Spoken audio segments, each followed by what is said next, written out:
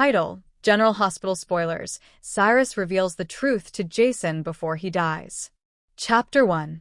The Final Stand. The darkened hallways of Pentonville echoed with the heavy footsteps of Jason Morgan. His face, a mask of cold determination, betrayed none of the unease he felt.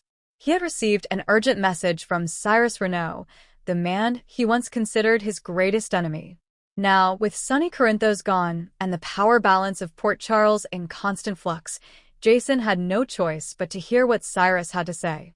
Inside the dimly lit cell, Cyrus lay weakly against the cold metal bars. The years of imprisonment had not been kind to him, his once imposing figure now gaunt, his eyes sunken yet sharp as ever.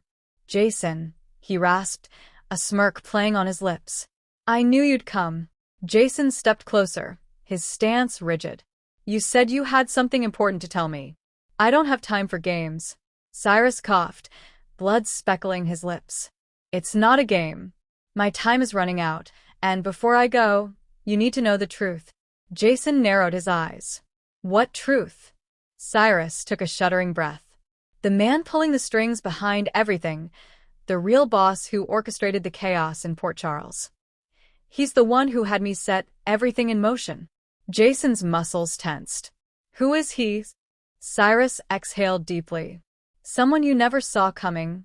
Chapter 2. A Web of Deception. Cyrus's fingers trembled as he reached for a crumpled piece of paper beneath his pillow. He handed it to Jason, who unfolded it with caution. Scribbled in shaky handwriting was a name that made Jason's blood run cold. Victor Cassadine. "No," Jason muttered. "Victor's dead." Cyrus chuckled weakly. "You think a Cassadine ever truly dies? Victor faked his death and has been manipulating everyone from the shadows. I was just another one of his pawns."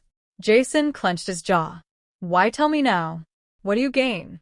Cyrus's eyes darkened. "Because I know what it's like to live in fear of a man more powerful than yourself. Victor promised me the world, and when I failed, he discarded me like trash. If you don't stop him, he will do the same to you, and everyone you care about." Jason's mind raced. If Victor was alive, it changed everything. The chaos in Port Charles, the attacks, the betrayals, it all led back to him. But why? And what was his next move? Chapter 3. The Last Betrayal. Jason knew he had to move fast. But just as he turned to leave, the prison alarm blared. A riot had broken out. Chaos erupted in the hallways, and before Jason could react, a masked figure rushed into Cyrus's cell, a knife gleaming in his hand. Cyrus barely had time to react before the blade plunged into his chest. Jason pulled out his gun, but it was too late. The assassin vanished into the fray, leaving Cyrus gasping for breath. Jason knelt beside him. "Stay with me." Cyrus grasped Jason's hand, his grip weak but insistent.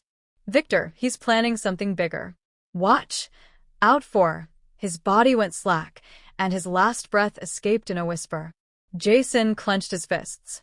Whoever sent that assassin didn't want Cyrus talking, and that meant the truth was more dangerous than he had ever imagined. Chapter 4. The War Begins. Jason emerged from Pentonville, his mind set. The game had changed, and Port Charles was in more danger than ever.